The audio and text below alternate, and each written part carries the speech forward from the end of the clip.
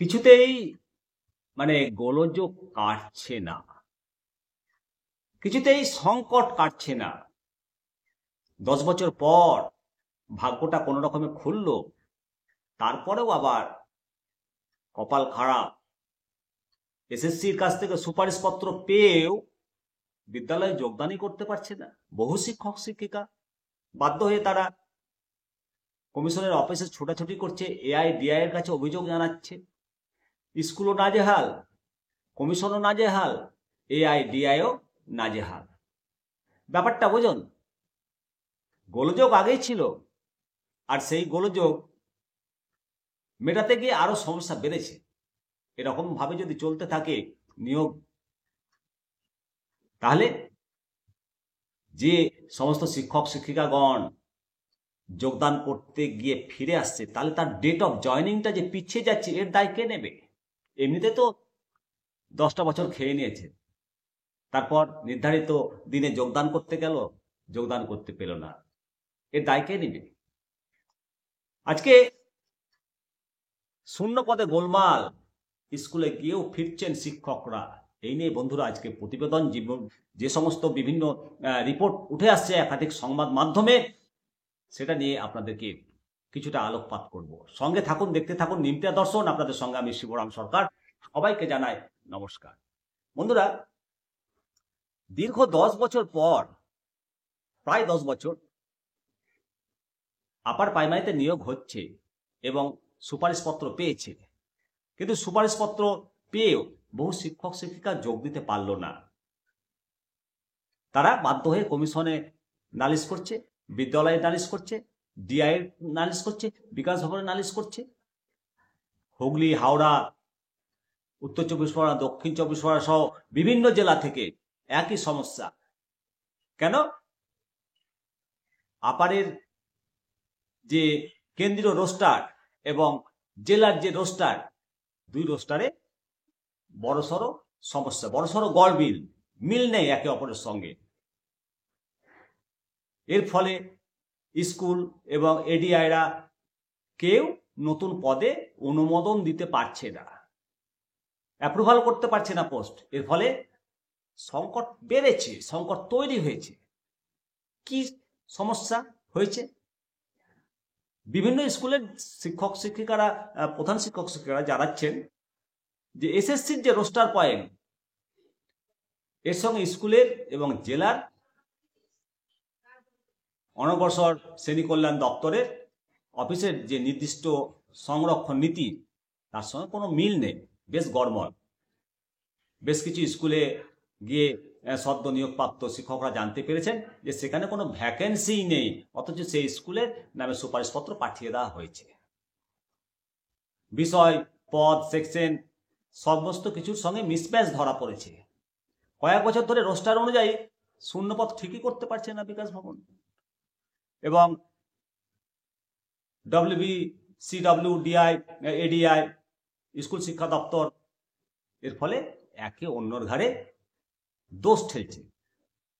প্রধান শিক্ষক, শিক্ষক ইনচার্জরা জানাচ্ছেন এই সংকট মেটাতে ডিআই এবং স্কুল কমিশনারেটের দ্বারস্থ হয়েছেন। এমনকি চাকরি প্রার্থীরা সরাসরি এসএসসিকে চিঠি দিয়ে স্কুল না পাওয়ার কথা জানাতে বাধ্য হচ্ছেন। সত্যি কথা বলতে গেলে এরকম ঘটনা এর আগে দেখতে পাইনি বা পাওয়া যায়নি।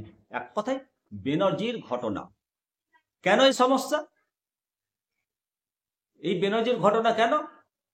স্কুল শিক্ষা দপ্তরের এক কর্তার সূত্রে জানতে পারা যাচ্ছে যে 2018 8ই মার্চ স্কুলের বদলে মধ্যশিক্ষা পর্ষদ বিভিন্ন স্কুল, মাধ্যমিক, উচ্চ মাধ্যমিক স্তরে নিয়োগের সুপারিশ করেছিল। পদভিত্তিক সংরক্ষণের সেই হিসেব স্কুল পরিচালনা সমিতির কাছে নেই। 2021-এ উচ্চশ্রী পোর্টালের মাধ্যমে আপোষ এবং সাধারণ বদলি করা হয়েছে। আবার বিভিন্ন বিষয় ছাড়াই পোস্ট সংরক্ষণ করা হয়েছে। এইসব মিলিয়ে শূন্য পদে একটা সংকট তৈরি হয়েছে।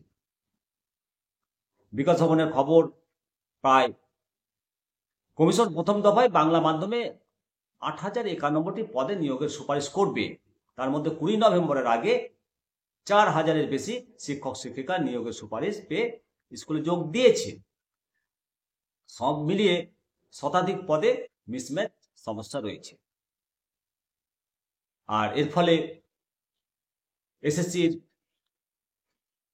কর্তারা এই সমস্যাটা মেনেও নিয়েছেন।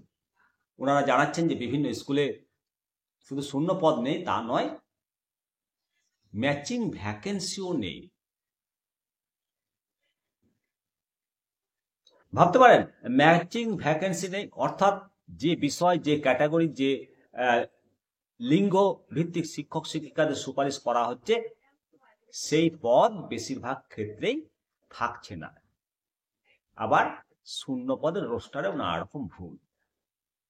তবে আশার আলো বা খুশির খবর আপনাদেরকে জানাই যে কমিশনের চেয়ারম্যান মাননীয় সিদ্ধার্থ মজুমদার উনি বলেছেন, অভিযোগ যেমন পাওয়া যাচ্ছে সেই মতো তৎক্ষণাৎ সংশোধনী প্রকাশ করা হচ্ছে। শুধু চাকরি প্রার্থী নয়, ডিআই এবং কমিশনের রিজনাল অফিস এবং স্কুলের কাছেও পৌঁছে যাচ্ছে সংশোধনী। তবে কিছু ক্ষেত্রে সমস্যা মেটাতে অবশ্যই বিকল্প পদ চায়। এই যে বিকল্প পদ চায়, এই ক্ষেত্রে যে সমস্ত শিক্ষকরা বঞ্চিত হবে, নিয়োগের বিলম্ব হবে, এর দায় তাদের জীবন থেকে তো আগেই প্রায় 10টা বছর চাকরি থেকে চলে গেছে, আবার যোগদান করতে গিয়ে তারা বাধাপ্রাপ্ত হচ্ছে। এভাবে যদি দিনের পর দিন তাদের কর্মদিবসগুলো কমে যায় তাহলে এর দায় কে নেবে? স্বাভাবিক প্রশ্ন ওঠে।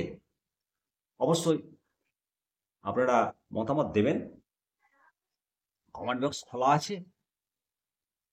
তবে শিক্ষা দপ্তর এবং সরকারের কাছে এটুকুটা আশা রাখবো, এটুকুটা ভরসা রাখবো, এবং এটা নিশ্চয় করবে সরকার, স্বচ্ছ নিয়োগের ব্যবস্থা, নিয়োগ নিয়ে কোনো অস্বচ্ছতা যেন না থাকে আগামীতে, এই ব্যবস্থা রাজ্য সরকার অবশ্যই করবে, এই ভরসাটুকু রাখি। ভালো থাকুন, সুস্থ থাকুন। দেখতে পাচ্ছেন আমি শিবরাম সরকার, নিমতিতা দর্শন। আবার আপনাদের সঙ্গে পরবর্তী আপডেট নিয়ে ঠিক হাজির হব। চ্যানেলটিকে সাবস্ক্রাইব করবেন, কমেন্ট করবেন আর শেয়ার করবেন, এইটুকুটো আপনাদের কাছে চাই। আপনাদের প্রত্যেকটি কমেন্ট আমি পড়ি এবং খুব খুব ভালো লাগে।